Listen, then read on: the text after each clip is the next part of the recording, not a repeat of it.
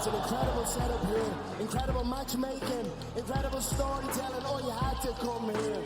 All these fighters that step in here are warriors, and all have my respect. And I'm into this game, yeah. We'll be into this, yeah. We arrive here in the Maverick Center here in Salt Lake City, Utah. What a night it is going to be. Historic indeed for BKFC 56. Whoever's the king of violence right here, this is going to be a great fight. Early on the turn,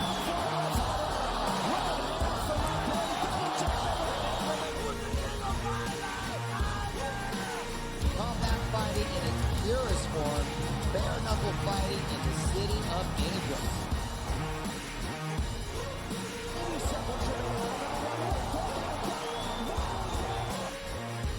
We've got the biggest announcement in the BKFC history we're about to make, so let's make that announcement. What's up, Knucklemania? The notorious Conor McGregor here. Ladies and gentlemen, the huge announcement that I have for you today.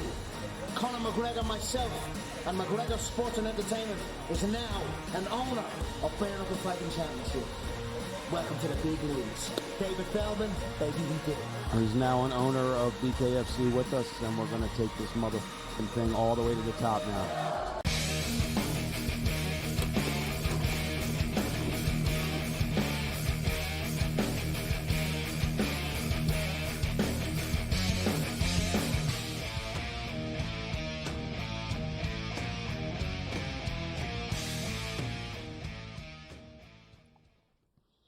Level 3 has begun. Big Card Julio is going to step up in it and join us. So as we were saying, listen, the NFL preseason's back. We'll go over what the card looks like for tomorrow.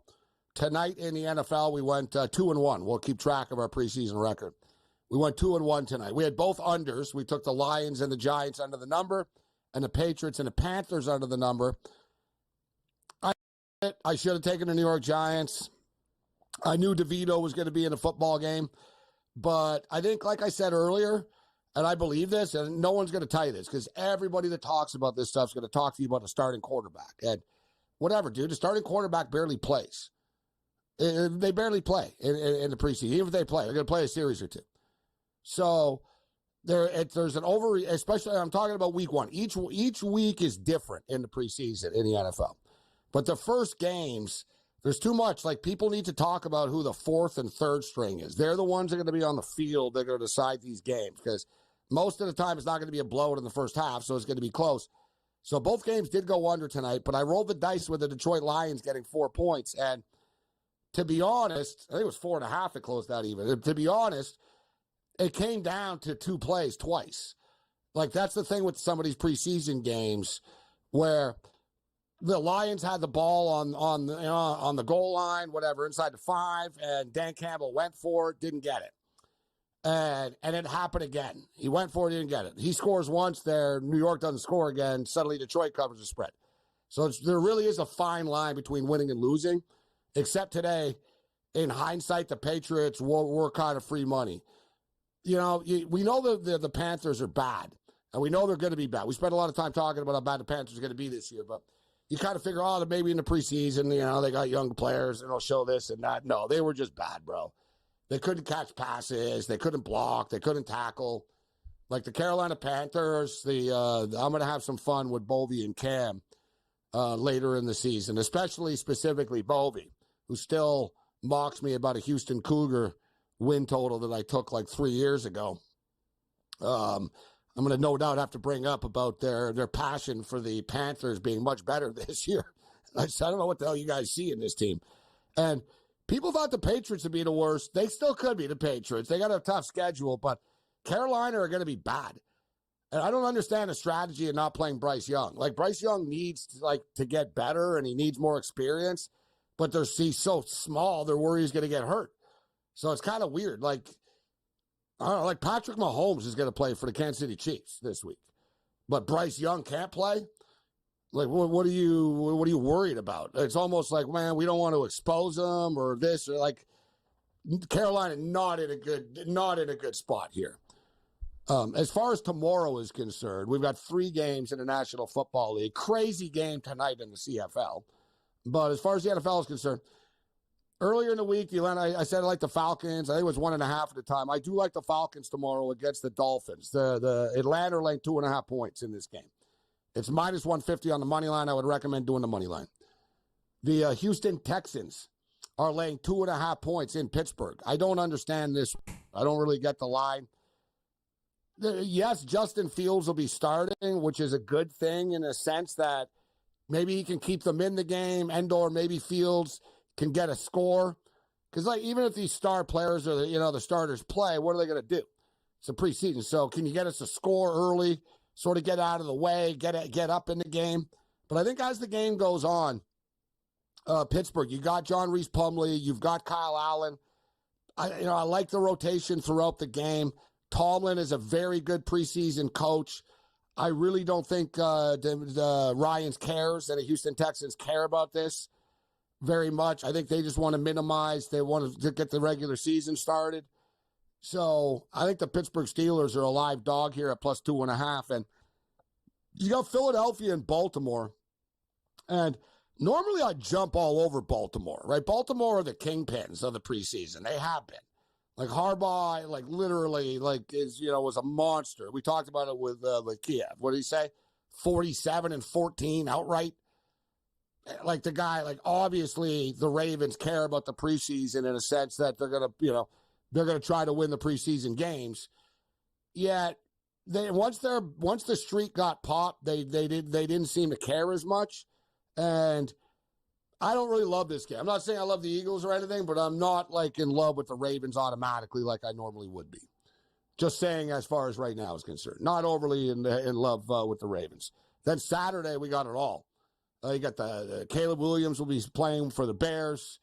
The Bears are 1.5 point underdogs at Buffalo. The Washington Commanders are 2.5 point favorites against the Jets. I like the Commanders, too, in that spot. We'll have a bunch of NFL picks for you tomorrow night for the weekend, and we'll have a couple of picks for tomorrow night before we're done here once again. But so as far as the Olympics are concerned, we have a bunch of gold medal matches coming up. And like I said the other night, we're on the Brazilians in the women's beach volleyball. We have them parlayed with the Swedish men. Right? And we played that before the Olympics started. But then during the games, they had odds boost for both of them still. So I played them both individually again. And then we couldn't resist Canada because Canada was plus 900. And we've been watching them. It's like, you know what? They really could make the final. So, if the parlay blows up and the Brazilian girls lose and it's Canada, at least I get the 9-1 back. And, hey, good for Canada if they actually pull it off. So we're actually covered there. So we're in a good spot going into the beach volleyball in the morning. Either way, we got money coming back to us no matter who wins the match tomorrow morning. Afternoon/morning, depending on where you are. We had Poland and Italy in the men's in the real volleyball. We had Poland in the men's to take Italy on in the final. Italy lost to France, but Poland is playing France in the final now. We got this at plus 400. So I don't want to hedge, but I was like, all right, what can I do here? I'm going to take France plus 1.5 sets. France are freaking good, all right? Italy are like the second best team in the world, ranked set number 2, and France just beat them 3-0. Poland might not even win this match tomorrow. France are hot. If you'll notice, the French team sports, France they didn't underachieve, but they haven't won as many gold medals as they would like. Look, the over-under was 25.5, and they're at 14.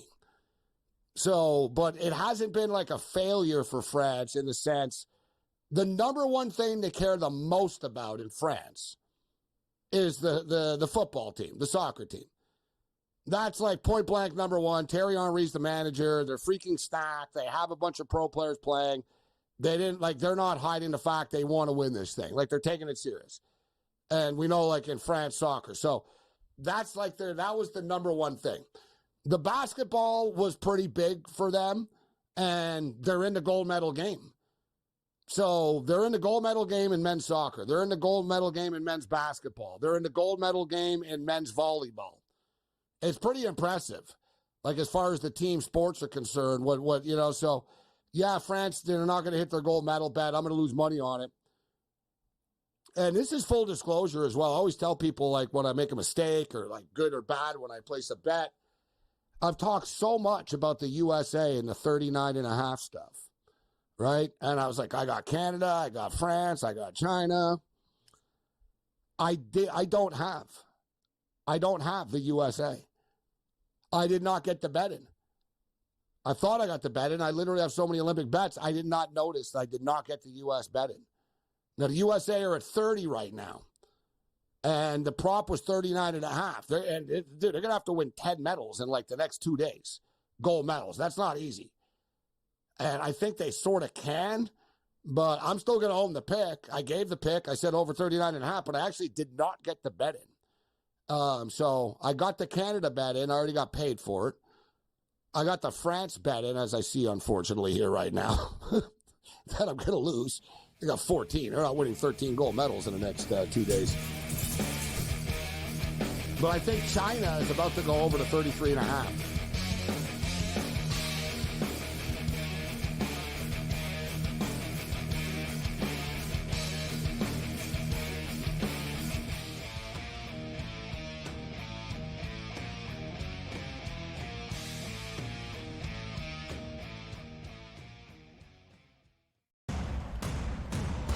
What has happened? What has transpired here at the Brisbane Center here in Denver, Colorado? It wasn't just a big night of fights. It was a big night of memorable moments.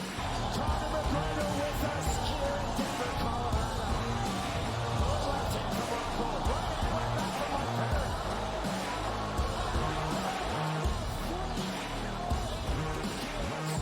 Can I get a face-off with Conor McGregor, man?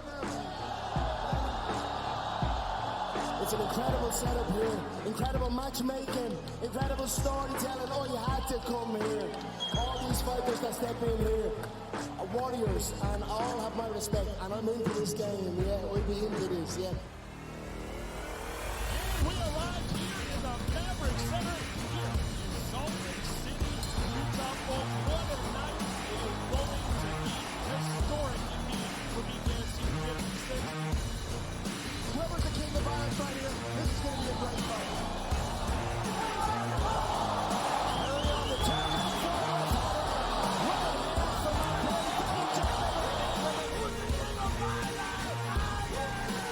Combat fighting in its purest form, bare knuckle fighting in the city of angels.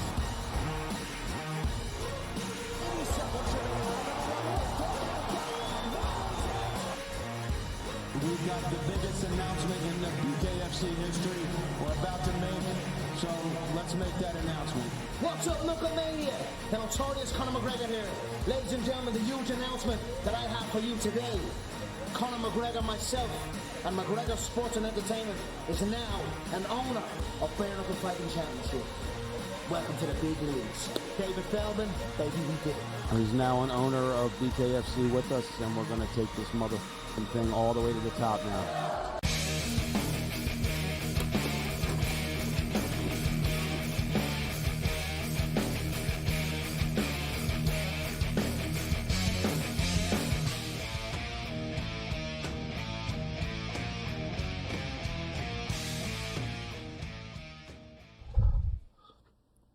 Oh, yeah, we got Olympic fever.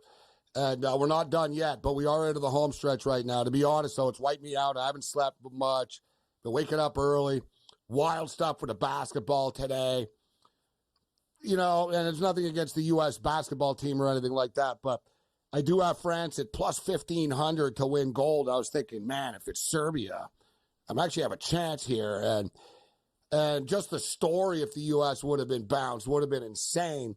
And Julio Rosero steps up in it right now from Denver, in the Denver area. And Julio, I saw today, and in fact, let me get the actual story here.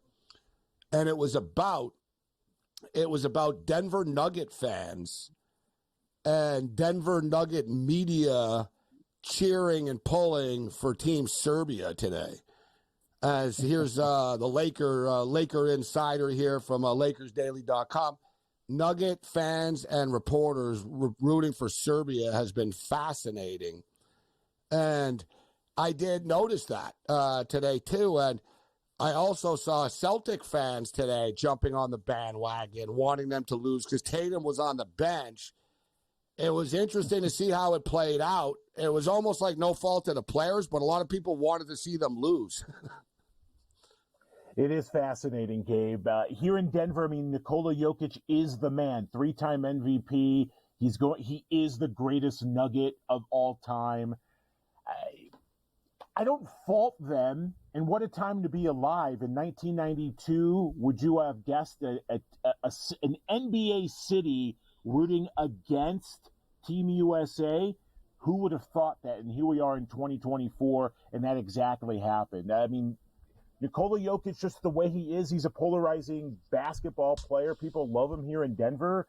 And people also hate LeBron James, and people also That's the thing. like Steph Curry around these parts. So it's more, and they hate Joel Embiid here in Denver. You bring up his name, and not many nice things are said about the Cameroonian center. So I think it's more bitterness and anger towards several members of Team USA than rooting against our own country. Yeah, I think it almost had an NBA feel. You're right, where people were just sort of. It was against AD. It was against LeBron, and it was more than that than the countries. But it was an epic basketball game, and the France Germany was an epic game as well. And people sort of wrote France off earlier in the tournament. It wasn't clicking for them, but it's clicking now for them. And the coach of France is ruthless. He publicly called out Wembanyama in France earlier in the week about distributing the ball, not taking so many threes, and just sort of. He tried to shake him, rattle him up a little bit, and it was a risky move, they were saying, to publicly, he's so young, but he handled it well, and he's raised his game. They're basically not playing Gobert very much at all anymore, and spots, defensive spots, they'll bring Gobert in, but for the most part, Gobert's been sitting on the bench. He's really shaking the rotation up, and here they are in a gold medal match. I think, though, for France, as great of a story as has been for them, and they are a load to deal with, I don't think they have the offensive firepower that like Serbia had to deal with the USA. And I think the USA being scared the way they were today, Julio, the close call will have them on upset alert. Like, I think, you know what I mean? I think today was the day almost that they could have been beaten. But it's 16.5 points, man. And France have shown, they've lasted this long. And it's a hell of a lot of points for the U.S. to be laying against a very, very good defensive French team too, Julio. So France will try to slow the game down and turn it into just sort of a, half court, slow it down, half court, and slow the USA down.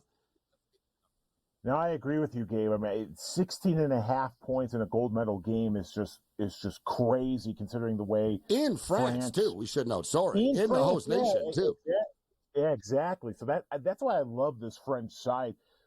At plus 850, I'll put a little sprinkle on it again just because it's the home court advantage. But I'm intrigued. Will France play Gobert a little bit more and try to entice Team USA to have both AD and Embiid on the floor? The matchups are going to be very, very intriguing. I think Team USA wins, but I mean, let's hope and pray it's by 12 points, 10 points. And they have to play, which is brutal. And, pro players aren't used to the concept of having to play again after and play a consolation game. But in this instance, they're playing for a bronze medal. So right. You got to, between the two of them, I know it sucked. I know it sucked for Germany. They lost. But to me, it was a much more painful way to lose for Serbia. Like, I think Germany can get back in this thing and say, you know what, we won the World Cup. If we get on the podium, this is pretty good. I think Serbia are gutted after losing this game today, Julio, the way I look at this, like for the bronze medal game. Just for the record, Serbia are 1-point favorites against Germany. Total's 169.5. I think Germany bounced back, and I think Serbia will be the more disinterested team here. Well, I mean, the line says it all, just the respect that Germany has been given throughout this tournament in this game, the defending World Cup champs.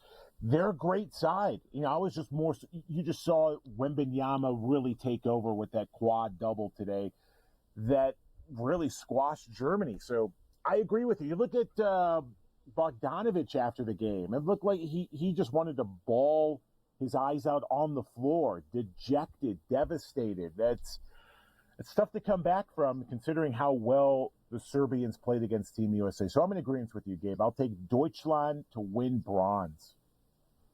The game is Saturday. This game is 4 Pacific. Yeah, crazy time, Julio. Great, horrible time. Yeah, horrible time for people on the West Coast, I'll say. A weird time for people on the East Coast as well. Like I said, as good as the Olympics have been, hey, listen, we're going to bounce right out of this into football after. But so we got a break coming up here. But on the other side, we'll hit some more of these Olympic events, including, Julio, the gold medal match, men's soccer, man. And I said earlier, France have underachieved as far as overall gold medals are concerned. They have 14. Their total was 25 and a half. They're not going to get there. But from a team sport perspective, bro, men's soccer, gold medal match. Men's basketball, gold medal match. Men's volleyball, they're in the gold medal match. Pretty impressive.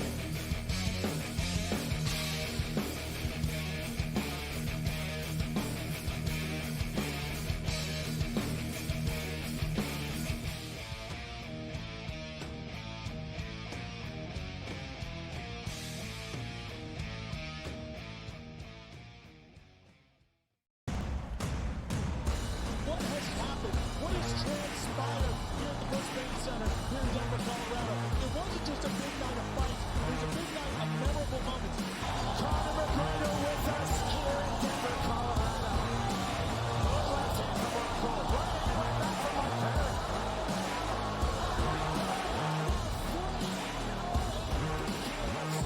Can I get a face-off with Conor McGregor, man? It's an incredible setup here, incredible matchmaking, incredible storytelling. Oh, you had to come here. All these fighters that step in here are warriors, and all have my respect. And I'm into this game, yeah. We'll be into this, yeah. We arrived here in the Maverick Center here in Salt Lake City, Utah. For what a night it is going to be. Historic indeed for BKFC 56. Whoever's the king of irons right here, this is going to be a great fight.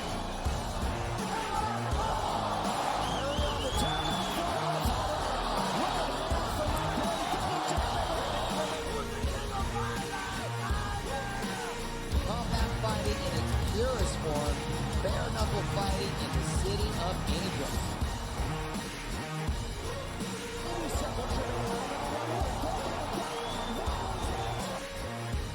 We've got the biggest announcement in the BKFC history we're about to make, so let's make that announcement.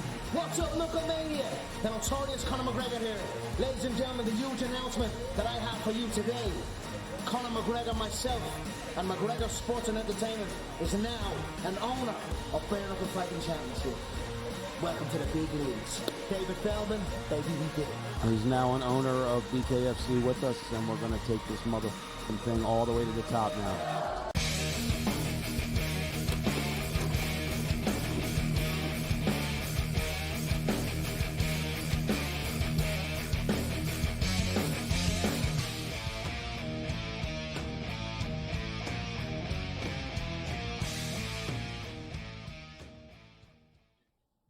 This is SportsRage. I am Morency. Big Card Julio throwing it down with us. And we're down to the final countdown. Dun-dun-dun-dun-dun. And I'm almost scared. It's like, it's like the end of a Sunday in the NFL when you go too hard. I really went hard in the Olympics. I did, a lot of our futures are really, I think, are pretty good. They're not all in yet, but they're looking good. Yet the last couple of days have been sloppy. Track and field has been rough betting on it. I still have some more plays coming up, but just quickly blasting through what I have here. I got a parlay here. Sydney McLaughlin to win a women's 400 meters. She already did. Parlayed with Rye Benjamin of the USA to win the men's 400 meters. 3:45 Eastern, 12:45 Pacific. The race, it was a minus 125 parlay. I parlayed that together. Who's this I have here? All right, I got a bunch of golf. I got Lydia Coes actually in third place right now in golf, but we talked about it a lot, Julio, if you remember the men's and women's beach volleyball parlay. they're both into the finals. The Swedish dudes are into the finals. The Brazilian women are into the finals. I also played them individually, and I played Canada the other night at plus 900 to win the gold. So I actually can't lose the women's beach volleyball tomorrow. I got Paulino, the woman, to win the 400 meters.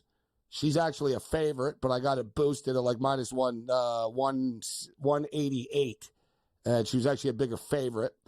We got Poland. This is a big one. We got Poland still alive in the gold medal volleyball game against France. But France, man, France beat Italy 3-0, Julio. Super impressive. So even though I got Poland, what I'm going to do, I got Poland outright, but I'm going to take France plus 1.5 sets. So I'm going to cover my ass here. You know what I'm saying? And I could win them both. Whether it's been in judo or soccer, the crowds for the French competitors have been off the charts.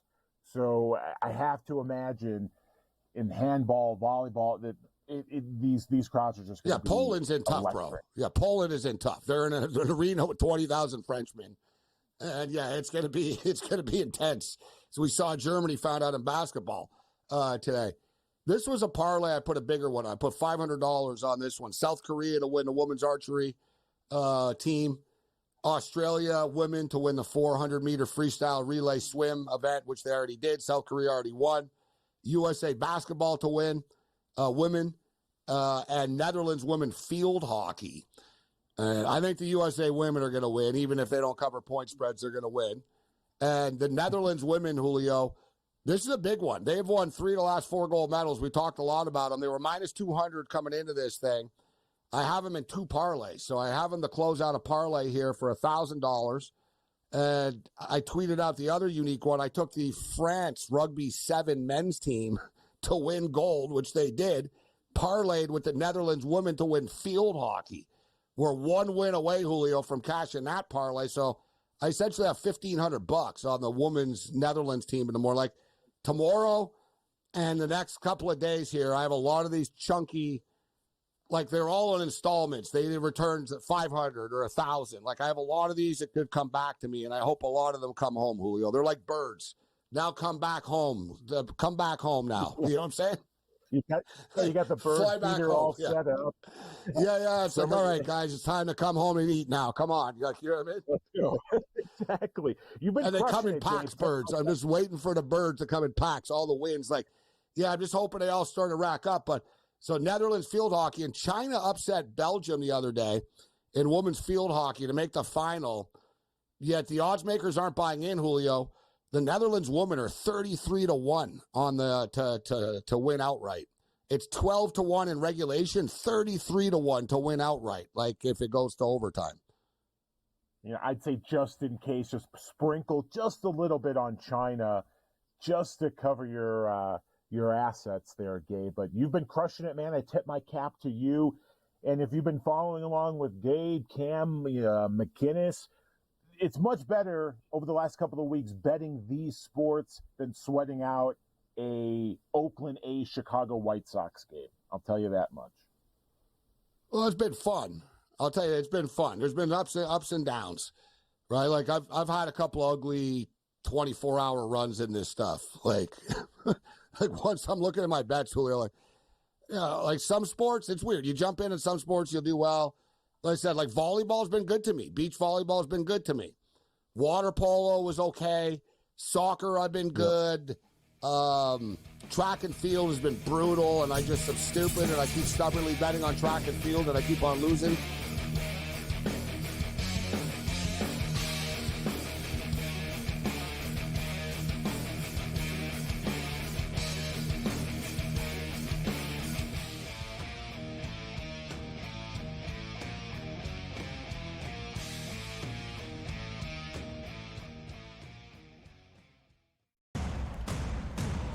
What has happened? What has transpired here at the Brisbane Center here in Denver, Colorado? It wasn't just a big night of fights. It was a big night of memorable moments.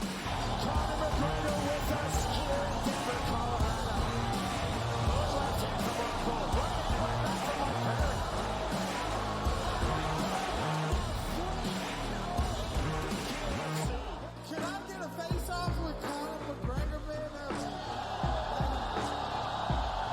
It's an incredible setup here, incredible matchmaking, incredible storytelling. Oh, you had to come here. All these fighters that step in here are warriors, and all have my respect. And I'm into this game, yeah. We'll be into this, yeah. We arrived here in the Maverick Center here in Salt Lake City, Utah. Oh, what a night. It is going to be historic indeed for BKFC 56. Whoever's the king of violence right here, this is going to be a great fight. Early on the turn,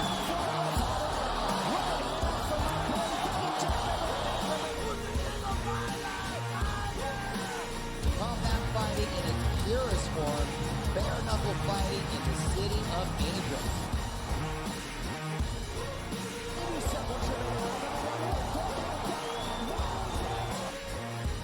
We've got the biggest announcement in the BKFC history. We're about to make it, so let's make that announcement. What's up, Knucklemania? The notorious Conor McGregor here. Ladies and gentlemen, the huge announcement that I have for you today. Conor McGregor, myself, and McGregor Sports and Entertainment is now an owner of Bare Knuckle Fighting Championship. Welcome to the big leagues. David Feldman, baby, we did it. He's now an owner of BKFC with us, and we're going to take this motherfucking thing all the way to the top now.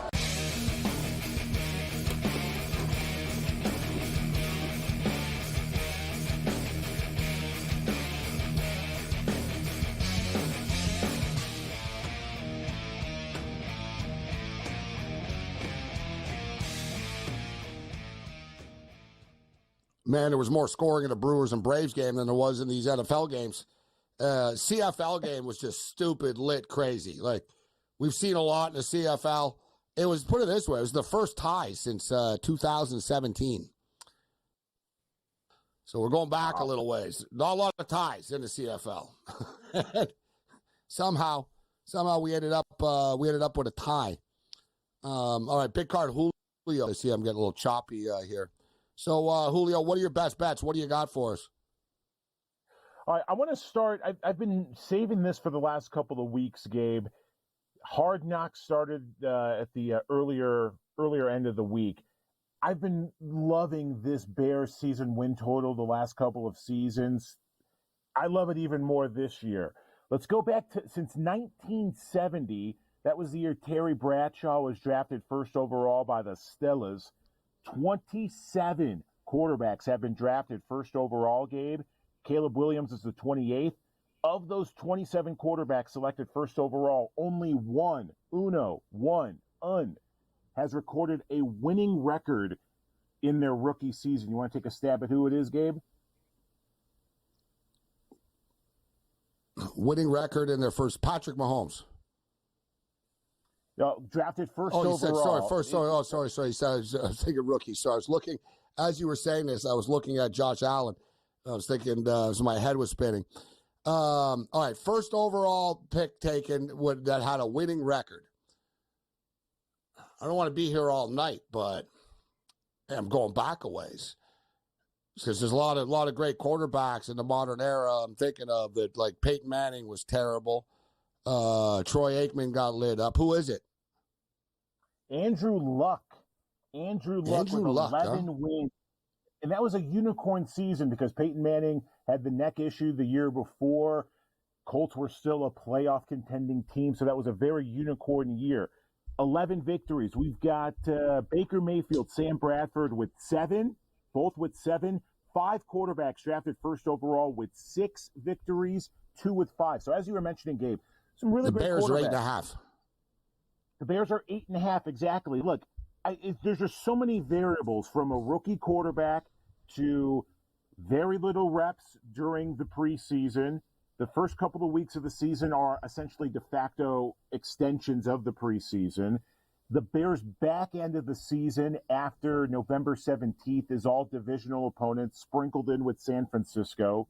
So I'm taking under 8.5 plus 140, and I'm going the alternate win totals as well. Under 7.5 plus 210, under 6.5 plus 350. I'm going exactly 5 wins for the Bears at 14-1. And again, rookie quarterback, a lot of different variables. Matt Eberflus, you got a first-year offensive coordinator. Could the Bears have the fewest wins in the NFL? Possibly. I'm betting them at 75-1. So I'm going all Bears, all under the season win total this year. So again, one quarterback has recorded a winning record, drafted first overall since 1970. That's Andrew Luck. So history, I know trends don't pay the bills, Gabe, but we've got since 1970 with a lot of great quarterbacks. Well, that's more, yeah. That's more than a trend. That is like a factual fact, as you said. I agree with you. No, it's tough. And the division that they're in isn't easy as well. We know the Green Bay Packers are a very good. We know the Packers are a good team. We know the Lions are a good team. And I think the Minnesota Vikings are an okay team. A rebuilding team, but still a decent football team. The Bears won 7 games last year. And yes, they did a great job in the offseason with the, stacking up on offense here. But it's a great point that Julio raises as far as the rookie quarterback. I mean, we're talking about a quarterback. Look, he won 7 games last year with USC. Now you're asking him to win 9 games in the NFL. It's not easy, like for any team to win 9 games in the National Football League, Julio, especially for a team with a losing culture. I think it'll be close, but I like your style. You're all in against them here. But I'm not ready to say to get to 9. And you made a very good selling point. I'm paying attention to you talking about the under, especially at plus money. Because just because they won 7 last year doesn't mean they're going to win 9 this year. And there's so many, again, all the different variables, the offensive line. Look, Troy Aikman's Cowboys, they had the best offensive line in that late 90s stretch. You think of Peyton Manning's Colts, an incredible offensive line, et cetera, and so forth with these first overall picks. So I'm still not sold on that offensive line for the Bears. I'm just going all under. The Bears have to prove it to me. I'm willing to lose some money if that's the case, or maybe win some money in the back end because the Bears would be plus money dogs if they're able to get some victories late into the season. But they need to win, I think, between 5 and 6 games before November 17th when they take on the Packers. That's going to be tough. Okay, Tennessee, I could give them the Tennessee Titans. The Colts is going to be a toss-up in my eyes. Texans is going to be difficult. I think they play Washington. Okay, maybe I concede that. I'd concede 1-1 against Minnesota, but it's going to be tough, Gabe. It's going to be tough for them to get 9 wins with that tough back end of the schedule. So I'm all in on the under, especially the alternate unders on the Bears. The Bears open up the season. The Titans in Chicago, winnable game for the Bears. Bears at Texans. They'll probably be on the wrong side of that one. Bears at Colts, a toss-up. Rams at Bears. You've got to lean with the Rams. Panthers at Bears. They do have some winnable games, though. You have the Bears at Commanders. Jags at Bears. Bears at Cardinals. Patriots at Bears. Jacksonville games in London. But I would say that's going to be a de facto home game for the Bears because the Bears fans will travel, and there's a lot of European Bears fans who still are loving the 85 team. It's a good listen. The Jags are popular in London too, but it's a good point. The Bears fans will travel, but it's a good adage, Julio. I was going to bring up. They lose a home game. This is their designated home game, so that doesn't help them either. For as far as the win total, that's like one less home game. It's actually in Chicago this year since they're playing. It's in London, but someone has to lose the home game on the schedule here, and it's the Bears that lose the home game. So that's one less home game on their schedule too. Yeah, and the notion of bear weather is you can kind of throw that out the window these days, especially if you could think of a Tom Brady many years back when it was single digits destroying the Bears at home. But I just think it's going to be very, very difficult. You factor in injuries. The last 8 weeks for the Bears. Like Julio said, the last 8 weeks. So the schedule starts, it's manageable. There's sort of like a bunch of toss-up games. But they go through a run starting November 17th, sort of leading into the Thanksgiving. And in fact, they're playing on Thanksgiving. They're playing against the Lions this year. So it's Packers-Bears on the 17th. Well. Yeah, Packers, Bears, Vikings, Bears, Bears at Lions, Bears at 49ers, Bears at Vikings, Lions at Bears, Seahawks at Bears, Bears at Packers.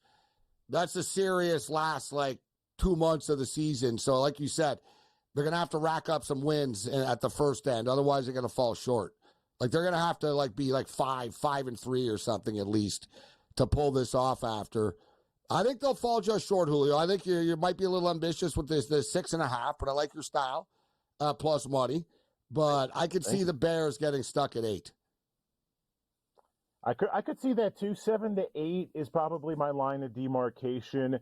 6.5 and 5 is playing into some injuries potentially, but yeah, it's going to be very difficult. I also like the Raiders under win total as well, Gabe. Under 6.5 plus 110, under 5.5 plus 215. I mean, yeah, okay, Gardner Minshew's going to start, but I don't know. It's going to be tough to convince me the Raiders will win 7 games this year. This Raider-Viking game is interesting from a preseason perspective. People are talking so much about starters and stuff playing. I think there's an overreaction. I don't really understand. The Raiders were as high as 5-point favorites. They're -3 right now. Sam Darnold starting for the Vikings and my boy J.J. McCarthy.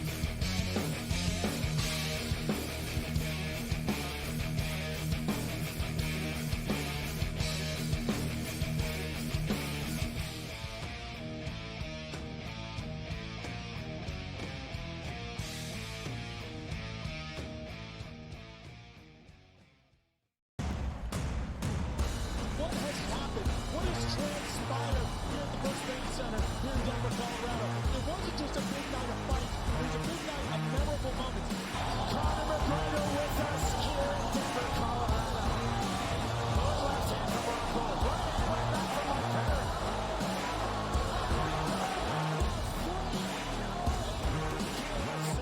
Can I get a face-off with Conor McGregor, man? It's an incredible setup here, incredible matchmaking, incredible storytelling. Oh, you had to come here.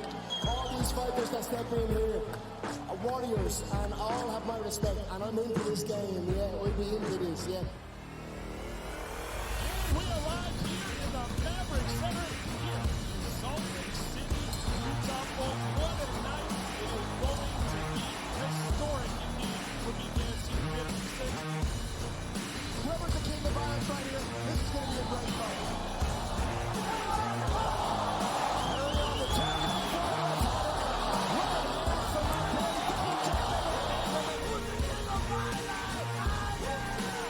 Combat fighting in its purest form, bare knuckle fighting in the city of angels.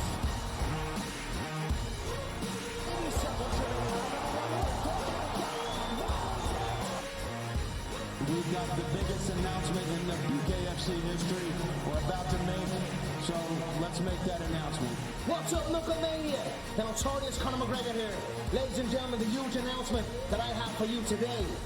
Conor McGregor, myself, and McGregor Sports and Entertainment is now an owner of Bare Knuckle Fighting Championship. Welcome to the big leagues. David Feldman, baby, we did it. He's now an owner of BKFC with us, and we're going to take this motherfucking thing all the way to the top now.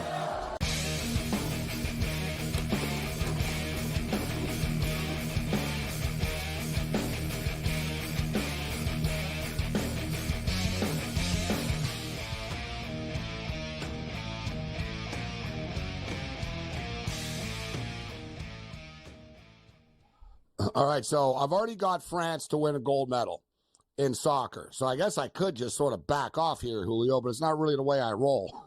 You know what I'm saying? So I'm kind of, I think of this game tomorrow. I don't think we get to 3 goals. I don't know how you feel. I don't think we can. Listen, France have had a hard time scoring and finishing off their chances, although I think it's a positive sign the way the last game ended against Egypt.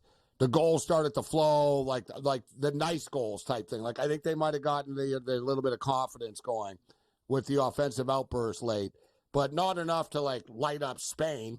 And France guys gave up 1 freaking goal in the entire Olympics. All right, in the 70th minute against Egypt. They're very hard to score on. Similar to in the Euro, they were very hard to score on. They just couldn't bury their chances. The total. They're expecting an under, so it's not a surprise here. The sports books expect an under here, Julio, and I agree with them. The number right now for the game, guys, France to win in 90 minutes is plus 137. The draw is plus 210. Spain is plus 210. And the over-under is 2.5, but minus 163 to the under. Both teams to score, yes, minus 106, no, minus 125. To lift the trophy, a.k.a. to win the gold medal, France minus 143, Spain plus 105. You know, it kind of feels like it really could be a 1-1 game going into extra time. And in fact, penalty kicks or extra time really wouldn't shock me if it was a draw after 90. Yeah, I'm going to take both teams to score minus 106, but I like your style and going with the under. We were speaking during the break. 1-1, Gabe, the correct score, 5-1. So I'll roll the dice and play a little 1-1 correct score and take us into extra time. 5-1, 1-1 correct score. 0-0 wouldn't surprise me, though, to be honest. And 1-0, like, you know, if France, I get the feeling France really want this. Really wanting it doesn't make you get it, but they really, like, invested a lot in this. They stacked their team. There's no excuses. It's not like, oh, we didn't have our best. No, you sent your best here. Like, you know what I mean? With the exception of Henri, essentially, you know, like everybody is essentially there. They're all in on this. And they beat Argentina. They survived like they were down late to Egypt. They came back. It seems like they've come so far that I don't think they're going to fall short now. I'm not saying it's going to be easy for them, Julio, but who do you think wins the gold medal? And let's not underestimate Spain. They just won the freaking Euro Cup, and they can go for the daily double here and win this medal now. No, you're right. 0-0. That's 7-1. 0-0 correct score. I want to go with France, but I'm going to lean with Spain to lift the trophy plus 105. I think they pull it out. It's going to be a great game, though. What about the U.S. women against the Brazilian women? The USA to win gold. So just USA to win gold is minus 225. And but to win in regulation is obviously a better price, and we'll get you the updated number right now. And you know, this USA run, it hasn't been easy for them. Their games have been really low scoring as well, guys. So it hasn't been easy for them, but let's give them credit. They're here right now, and they're minus 125 right now to win in 90 minutes. Brazil are plus 400. The draw is plus 225, and the over-under in this game is 2.5, minus 167 to the under. Over is plus 130. I don't have any advance action on them. I actually took the French women to win this. So I have to get in on this, and I do believe the U.S. are going to win. It's kind of a surprise that Brazil are here, Julio, to be honest. So I'm going to put together a same-game parlay here, but what's your thoughts on this? So the USA going to win the gold medal in women's soccer?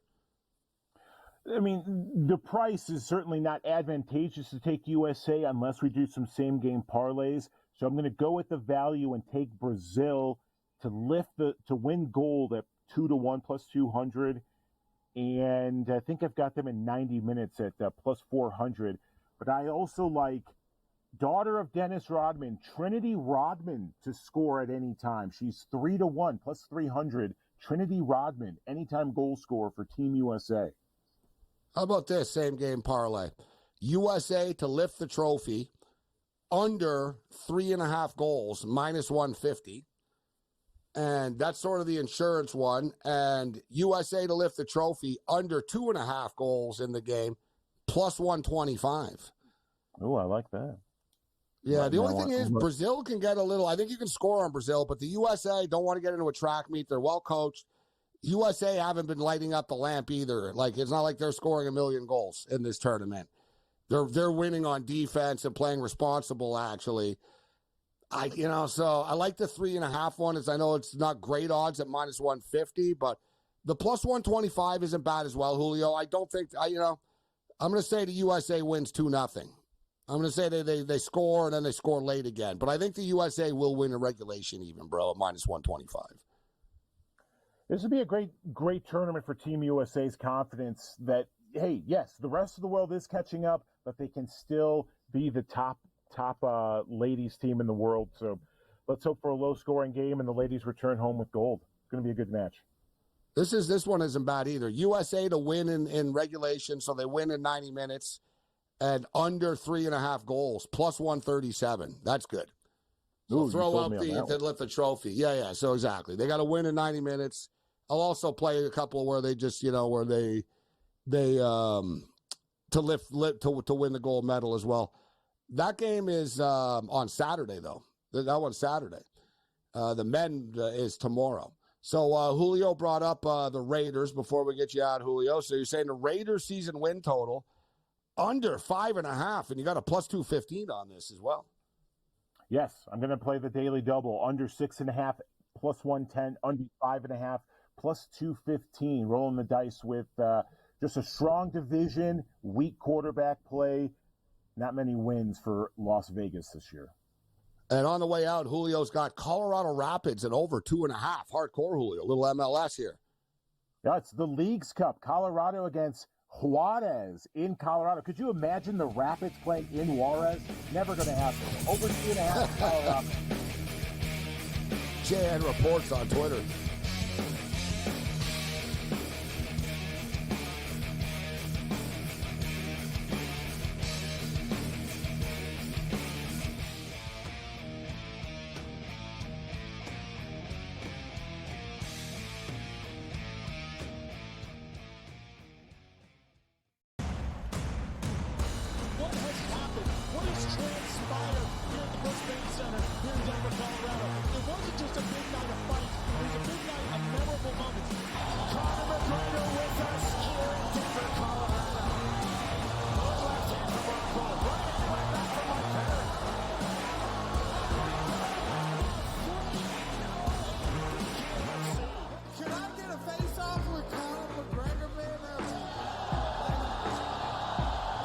It's an incredible setup here, incredible matchmaking, incredible storytelling. Oh, you had to come here. All these fighters that step in here are warriors, and all have my respect. And I'm into this game, yeah. We'll be into this, yeah. We arrive here in the Maverick Center here in Salt Lake City, Utah. For what a night it is going to be. Historic indeed for BKFC 56. Whoever's the king of violence right here, this is going to be a great fight.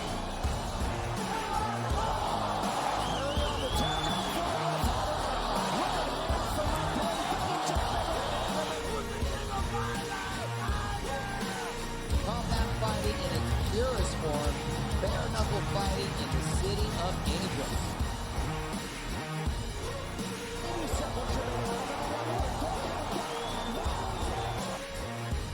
We've got the biggest announcement in the BKFC history we're about to make, so let's make that announcement. What's up, Knucklemania? The notorious Conor McGregor here. Ladies and gentlemen, the huge announcement that I have for you today. Conor McGregor, myself, and McGregor Sports and Entertainment is now an owner of Bare Knuckle Fighting Championship. Welcome to the big leagues. David Feldman, baby, we did it. He's now an owner of BKFC with us, and we're going to take this motherfucking thing all the way to the top now.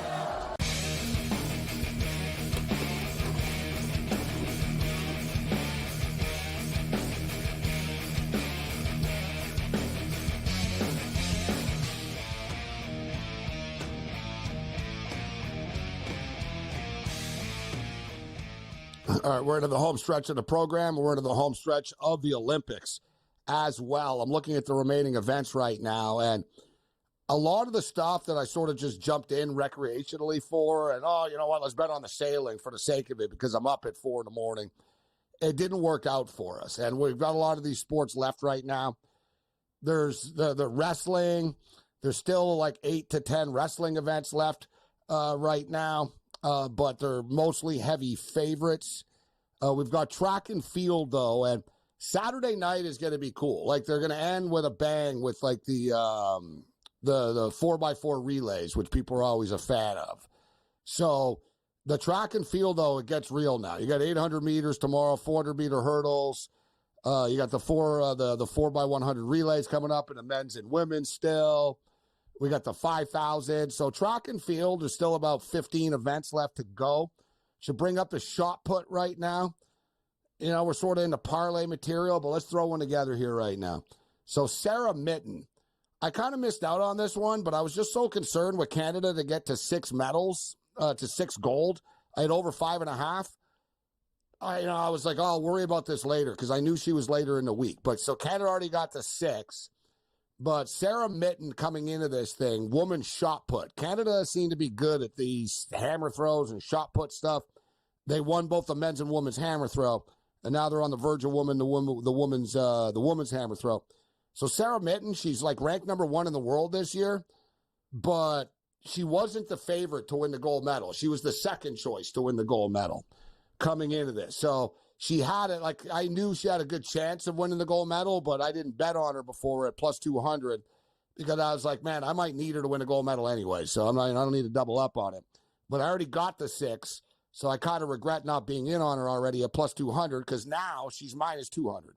So it went from plus 200 to minus 200 because the top competitor got disqualified and isn't in the final. So all she got to do is show up and do it, and she seems to be pretty consistent. Like I said, she's not like some Cinderella story. She's number 1 in the world. So she's minus 200 right now. So we'll put her in a parlay. Sarah Mitten, and I would say track and field. There really is no certain thing in track and field, though. I've learned my lesson. I'm not going to use anything in track and field here. We'll have to go other routes. You know, we had the men's basketball. We haven't talked too much about a women's basketball tournament. One thing, guys, about this is the U.S. women's team, USA and Australia, and we have France and Belgium. The U.S. women's team, they don't blow teams out. Like the other night when, we were getting all those points, I knew, the last Olympics, they've only won by more than 24 points, like once in the last 8 games or something. But they don't smoke teams. So Australia getting 16.5 points. The total is 161.5. So we've got some big-time basketball games coming up here. Follow me on Twitter. I'll post all this stuff. I'm just going through the schedule here. Overnight action, we're really getting into the Olympics type stuff, like kayak, canoe. And like I said, I'm not just coming up, let's just bet on this for the sake of it. I'm choking, though. I'm like George Costanza looking for an excuse, trying to get out of a dinner with Peterman. I'm reaching down, and there's nothing there. So we got Sarah Mitten to win. All right, let's here we go. 10. All right, here we go. 10-meter platform diving. Now we're reaching here. But let's have some fun with this on the way out. Because I tell you what, I've been researching this stuff. Hao Yang is going to win. He's a big favorite. He's minus 400. And they nail this stuff. These divers don't screw up. The favorites always win. So Yang and Sarah Mitten is a minus 125 parlay. So just throw Sarah Mitten in a bunch of parlays here. And there's a shot put. Give me a couple of minutes after the show to regroup. Listen, we've come this far. The Olympics are nearly done. We'll go down swinging with a couple of more parlays. But one thing is, though, for those of you that tailed us with the China pick over 33.5, I think we're going to get there. We're at 29, and I went over all the events that China are participating in still, because I was like, man, they're not going to win cycling. They're not going to win the canoe. What are they actually still in? But they're in the diving, they're in the weightlifting, and they're in the boxing. And all we need is 5 more. And I think we're going to get this by mid-afternoon tomorrow. So follow me on Twitter X. I'll keep you up to date with this. And we'll have a bunch of more DGen picks on the way out. France will win the gold medal in men's soccer. Remember that. Other than that, you're on your own. Later.